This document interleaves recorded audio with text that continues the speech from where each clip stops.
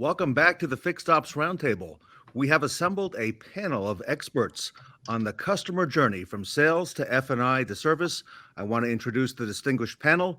They are Mickey Quinn from Vanguard Dealer Services, Tully Williams from the Nilo Company in Sacramento, California, Ed Roberts from Bozard Ford Lincoln in St. Augustine, Florida, Dennis Gingrich from the Nilo Company, and Kristen Jones from Vanguard Dealer Services. Everybody, welcome back to the Fixed Ops Roundtable. Thanks for having us. Yeah, glad to be back. So this is a topic that we hear talked about a lot. And Kristen, you and I chatted offline before we started about a lot of dealers talk about it, but so few do it. So Kristen, I'm going to start the questions off today with you. A lot of dealers state one of the most difficult issues is going from sales to F&I to service and providing a great customer experience. Kristen, what are your thoughts on that? First of all, I think this is an excellent topic because I think it's something every dealership, big or small, struggles with. They talk about it, they want to do it, but I don't think they necessarily walk the walk when it happens. I think the biggest problem is it's really like two different businesses. You have your fixed ops and your variable. They work completely different hours. They have different managers.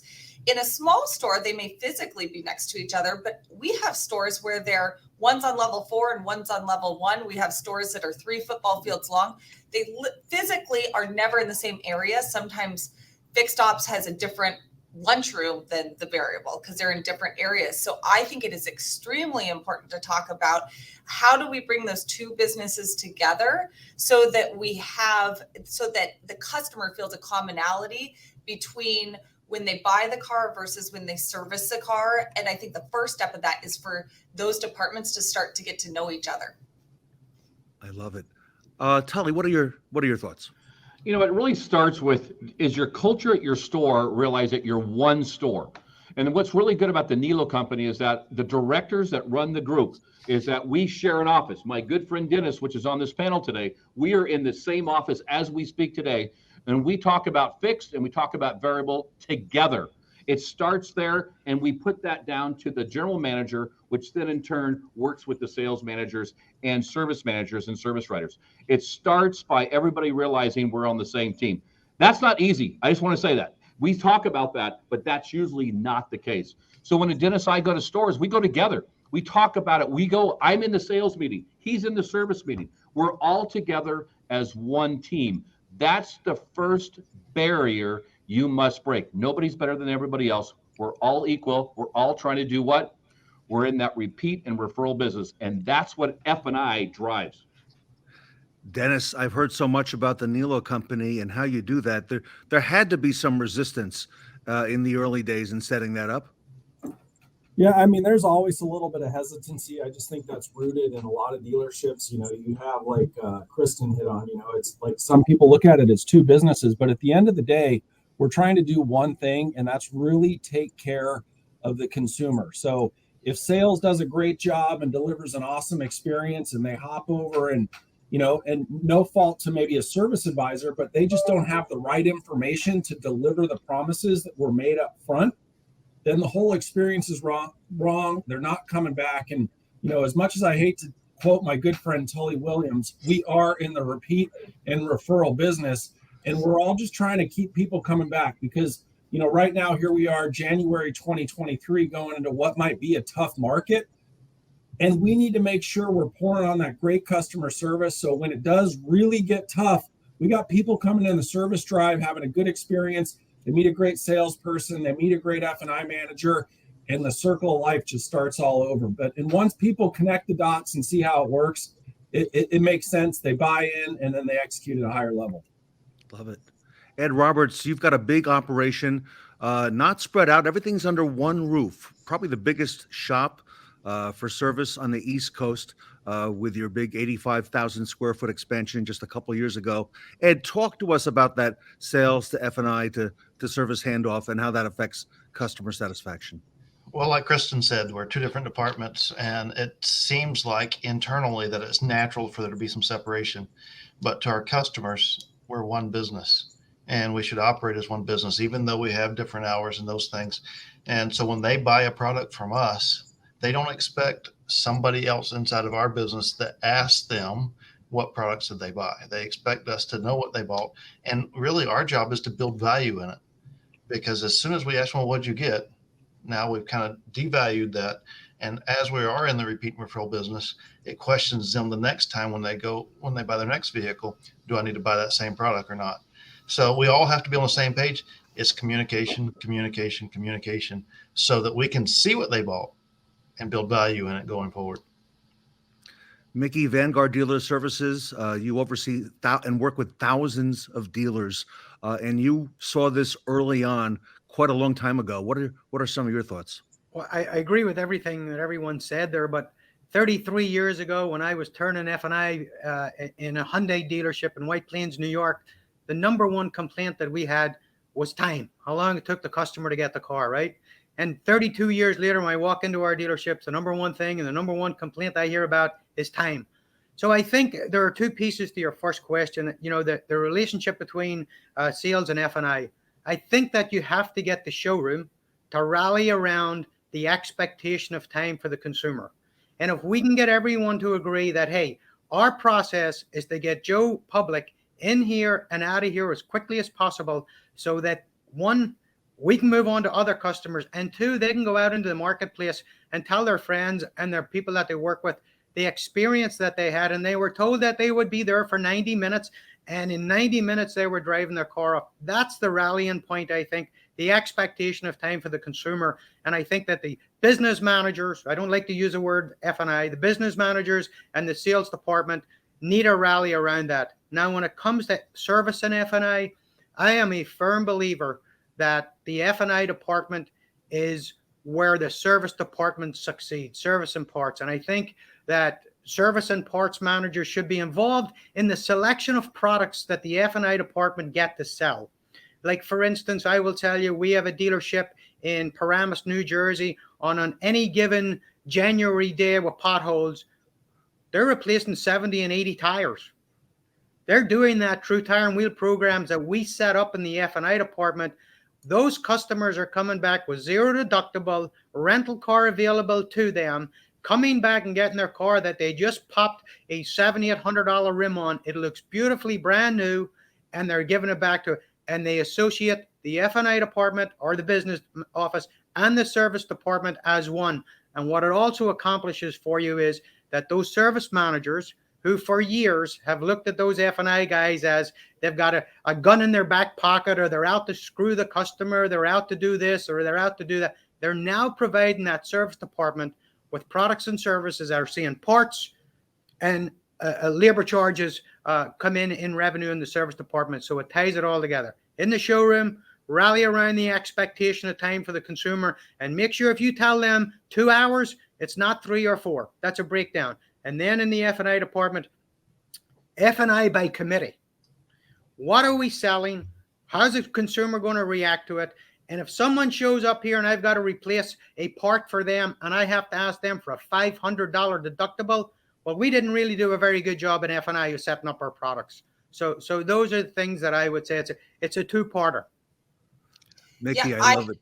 Ted, Go ahead, just to Kristen. jump in on what Mickey was saying, we have one dealership, and if someone calls to schedule an oil change, they say, oh, by the way, while you're getting your oil change, do you need any of your wheels fixed or dings and dents or anything? And they are taking care of the full customer when they're there, utilizing both the finance products and the service department. And that is a symbiotic relationship of someone that's really tying the bonds between the fixed and the variable departments, making the customer really feel taken care of. Listen, at the end of the day, the battle in the automobile space today is for the consumer. The manufacturer have, as you guys know, have tried to make every one of their dealerships look exactly the same, so the consumer believes they're a Chevrolet customer, not a Bob Smith Chevrolet customer.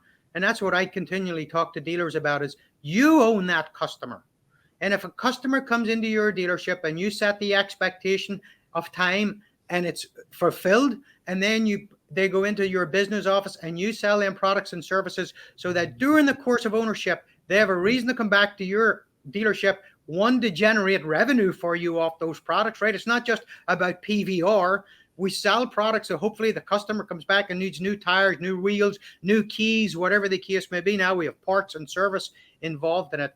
And again, if that consumer buys a car, picks it up in the 2 hours they were told, has a 3-year lease or a 5-year ownership, and every experience they have back at that dealership is a pleasurable experience, what are the percentages you think of that consumer buying another car from that dealership? Not the Chevrolet dealership that's 3 miles down the road, the Chevrolet or the Hyundai dealership that they bought that car for.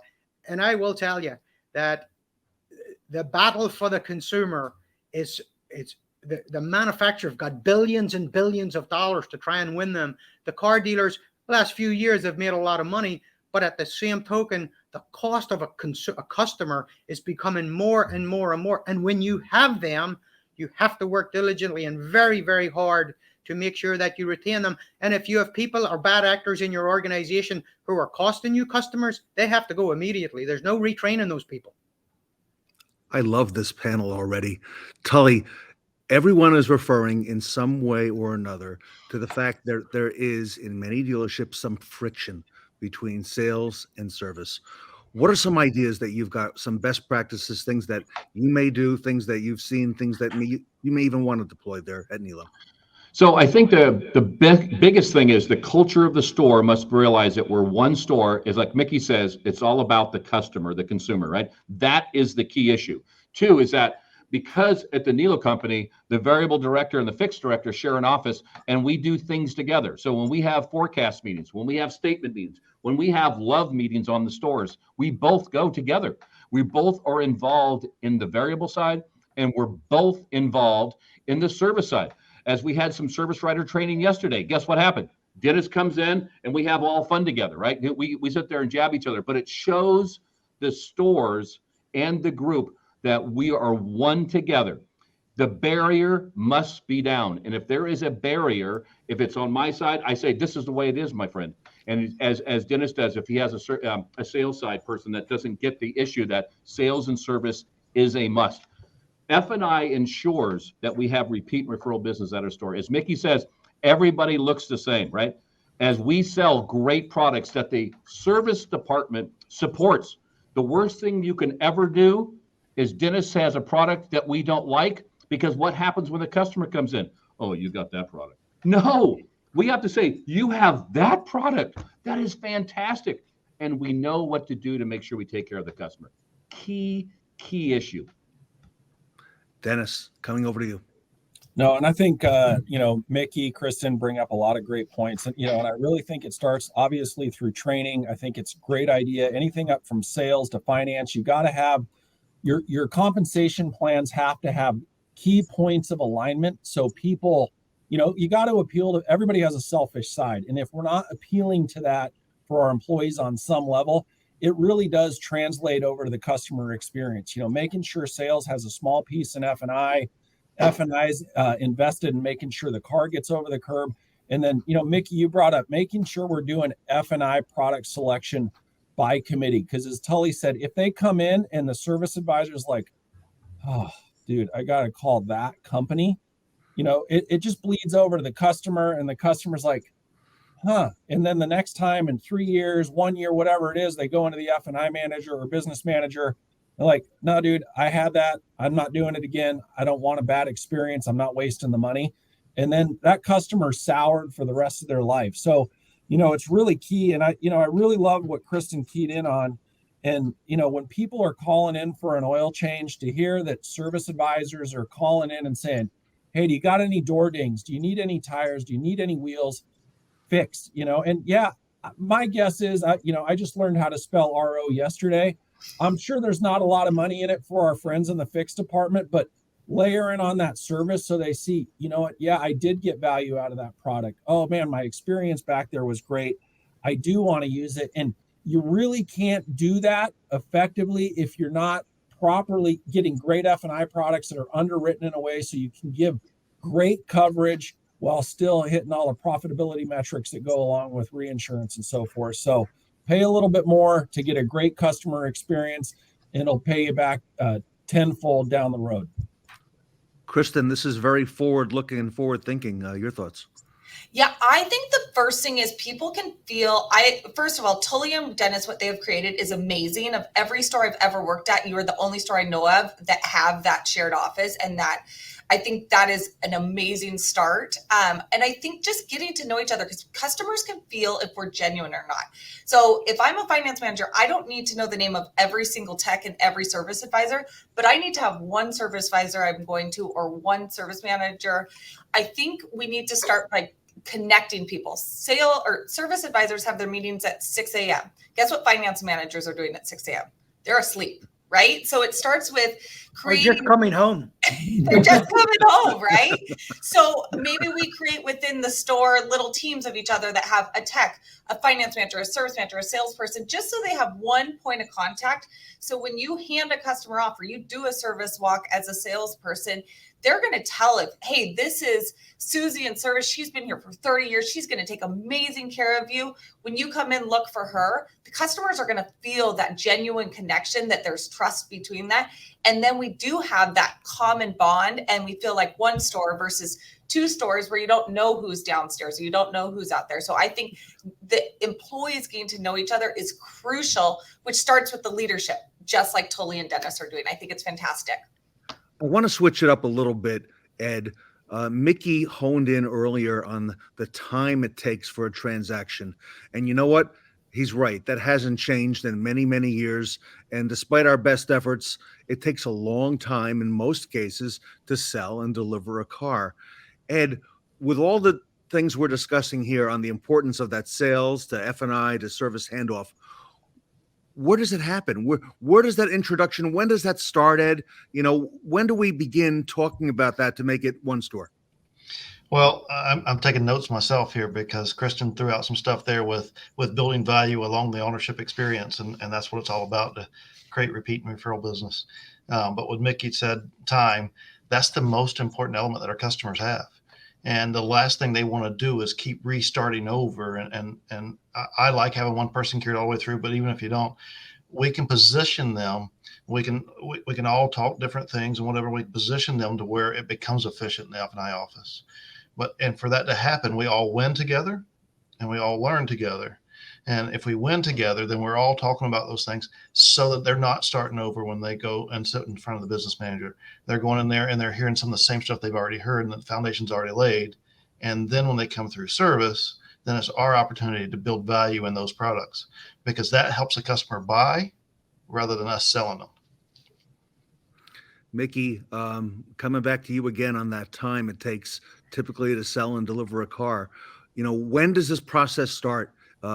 You know, like I said, you serve a lot of dealers there at Vanguard Dealer Services. Personally, for me, I think it begins when the consumer says, yes, I want the car.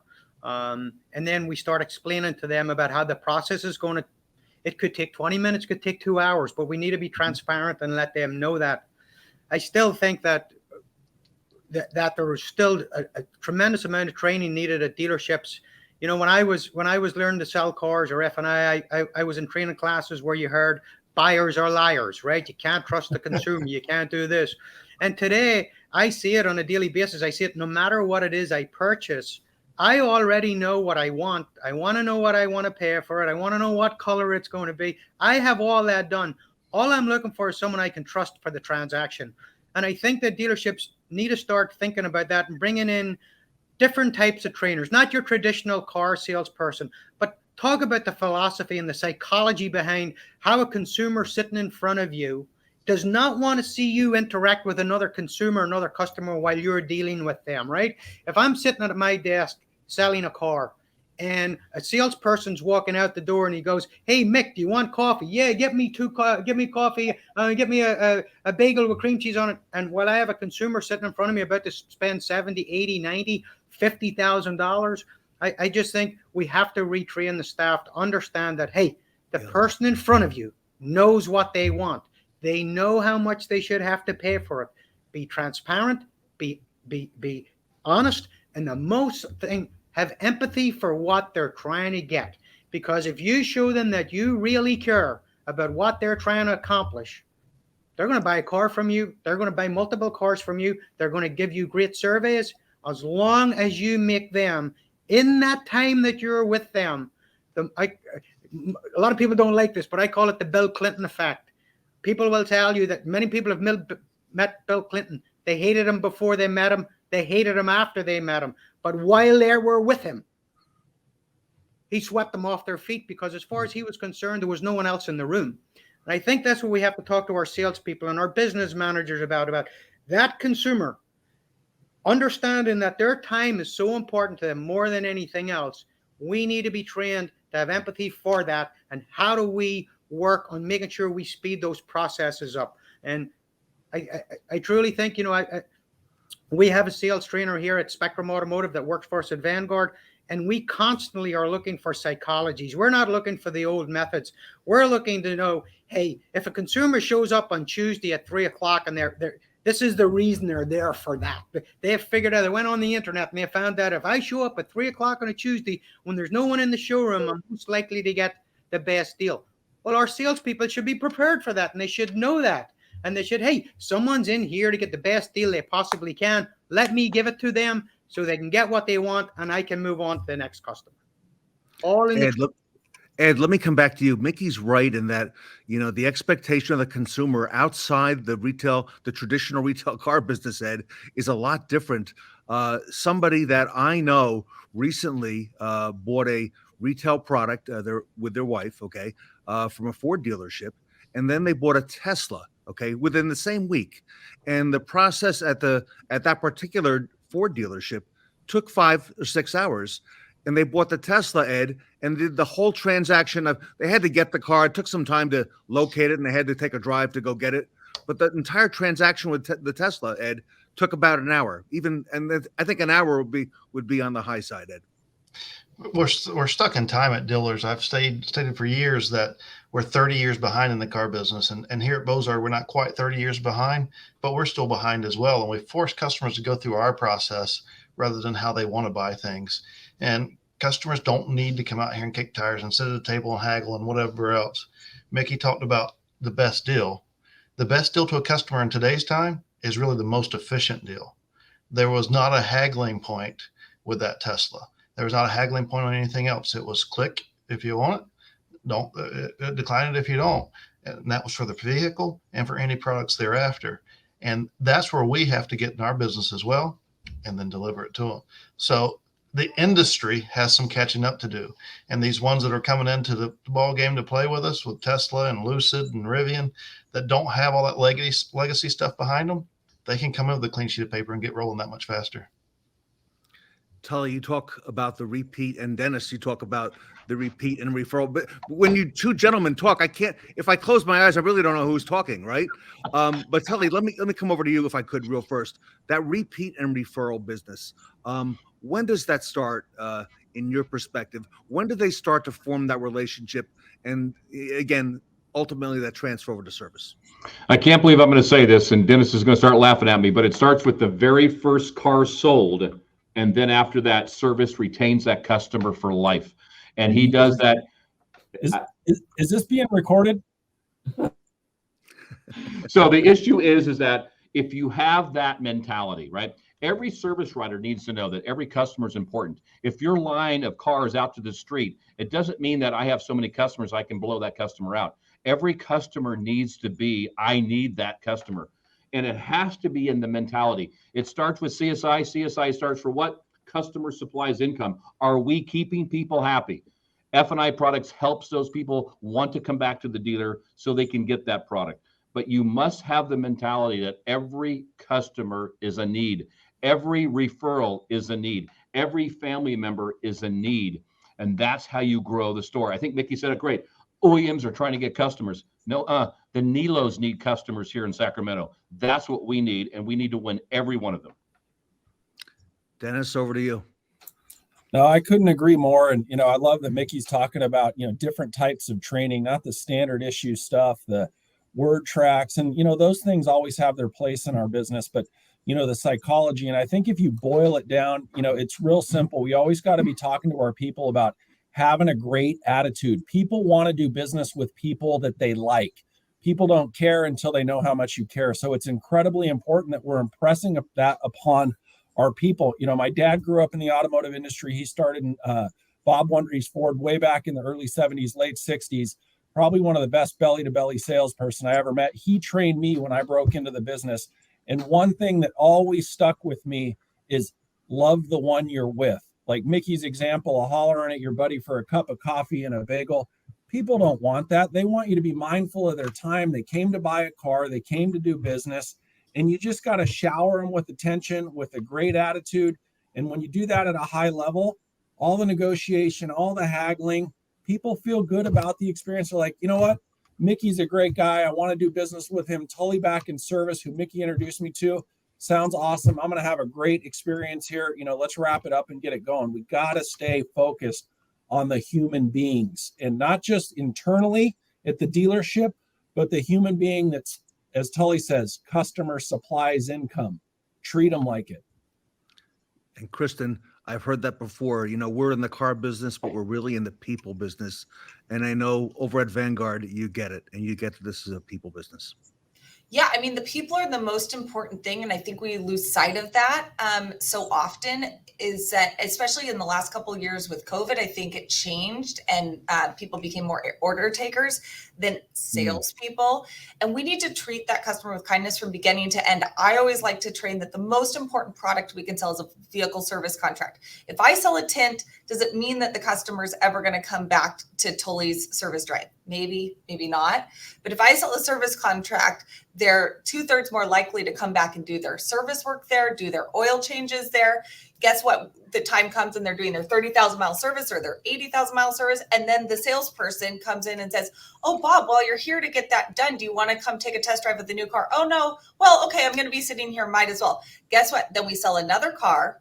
We get a great trade-in that's had all of its work done. They continue to feed the cycle. The service contract is the gift that keeps on giving. It's good for the service department. It's good for the finance manager. It's good for the customer. It's good for the dealer. It is a win-win-win all around. It is the most important product we're going to sell to connect that customer for the life of the customer, not from the day we get them till the day. Hopefully we sell multiple generations of a family. That is really, really important. And it starts with that service contract. Everybody, last question for today. I don't have any particular order to do this, so whoever would like to take it, and this will kind of bring it home for everybody. 2 questions, I'll put them together. What does and how much does a satisfied customer earn the dealership? And what does an unsatisfied customer cost a dealership? If anyone would like to take that. So I think we actually did this, Kristen, didn't we? Didn't we look at these numbers? And Yep. a happy customer over the course of a lifetime is good for about just a little north of $200,000 in revenue to a dealership. But where an unhappy customer could cost you north of $500,000 due to social media and everything else. I mean, 20 years ago, if a customer come in and was really unsatisfied with their transaction, all they could do was word of mouth. Today, by the time they walk out the door, they've hit 2,000 people on their phone, and those 2,000 people have forwarded to another 2,000. So by the time that consumer turns the key in the car, 10,000 people are aware that they had an awful transaction. I want to go back to the question before about should we maintain a relationship with the consumer. Okay. So I got my bell rung personally this year. I took a course with a business professional and took a test. And the one thing that jumped off the page was that, which was a surprise to me, was that I had little empathy. And I thought to myself, that's unfair. I love dogs. I raised 2 kids. I've been married for 30 years to the same woman. I have to have empathy. And then when I looked at it, I realized that when I looked at certain situations, I looked at the situation about how I would handle it or how I would do it, putting myself there instead of putting myself in that person's shoes, right? And trying to understand what they're going through. And it's the same for the consumer coming through the door. That man or that couple that's in there looking for the minivan or the SUV, some of them $25 a month is a difference. That's that $25 they give their kids to go out on the weekend, one weekend a month with their friends. And now they have to think about, oh, well, little Johnny can't go out with his friends because our car payment's now $25 or $50 more. We have to have empathy. And if we have empathy and the consumer and not just the consumer, but the people that we spend our days around, our husbands, our wives, our children, our friends, if they understand that we have empathy, things go much easier for us, and it goes much easier for our relationships. And I will tell you that I have clients that I signed 21, 22 years ago. And when I sit them out for dinner with them, and I'll say to them, hey, Bill, all these years later, you're still with me. You'll say, Mick, because you understand me. You get me, and you know how I think. And I don't have to worry about training you about what's important to me. And once we understand what anyone in our lives is important to, our conversations about consumers, if we can show the consumer that we have empathy, we understand where you're coming from, and we're going to create a process where you can be completely satisfied and go home satisfied, I think we'll be very successful. And I, to be quite honest with you, I've probably read 12 books since I was told that I had no empathy, to try and learn what empathy is, and I'm getting it. And I will tell you, the more I put it into practice, the better things are for me. That's for sure. I have two adult children that I love dearly. And when I show them empathy as opposed to my anger, I get a lot more from them than I would if I was yelling and screaming about something. Let me put it that way. I love this panel. Everybody, we're about out of time. But what I would like to do, because I think this panel is so strong and the topic is so relevant, I'd like to bring everybody, invite you all back at the next Fixed Ops Roundtable. Let's pick it up and let's go to the next level, if that's okay. I want to thank very much the panel today, Tully Williams and Dennis Gingrich from the Nilo Company, Kristen Jones from Vanguard Dealer Services. Fantastic information. I love it. Thank you so much. Ed Roberts, again, thank you so much for all you do for our industry at Bozard Ford Lincoln. Mickey Quinn at Vanguard Dealer Services. Mickey, I know our audience can reach out for more information. A lot of our viewers watch, and they are clients of Vanguard Dealer Services. Will Vanguard be at NADA later this week? We'll be at NADA, and I want to tell you that Vanguard Dealer Services is truly a great American success story. 3 entrepreneurs bought a business in 1999 that was failing, and today that business has grown to employ 675 people. We have customers in every single state in the union, and we have a sales force of 153 people, boots on the ground every day. The one thing that we know better than anyone else is that the war is for the consumer. The end user of our products and our services is the most important person in the game, and that's how we approach every business, every car dealership. We let them know that we're there to work for the dealer principal, for the person whose name is on the building, not the manufacturer. I love it. Vanguard Dealer Services gets it. Everybody visit them online, vanguarddealerservices.com. Mickey Quinn, thank you so much for hosting the panel. And I'm going to have a hat the next time, and I may even take a horse in here. If we can get a horse into this conference room, I may sit up on it with a 6-gun and a hat. Well, hang on. The next event in May, Tully, do you want to tell Mickey the theme? It better not be bikini. It's the 80s. Oh, the 80s. It's an 80s theme. Yeah, so we're going back to the 80s. So I still have some suits from the 80s when I was selling Hyundai. They look good. Going back in time. All right. I love it. Everybody, thank you so much. Thank you. Nice to meet everyone. Thank you. Thank you so Everybody, much. Vanguard Dealer Services here today at the Fixed Ops Roundtable. Thank you very much.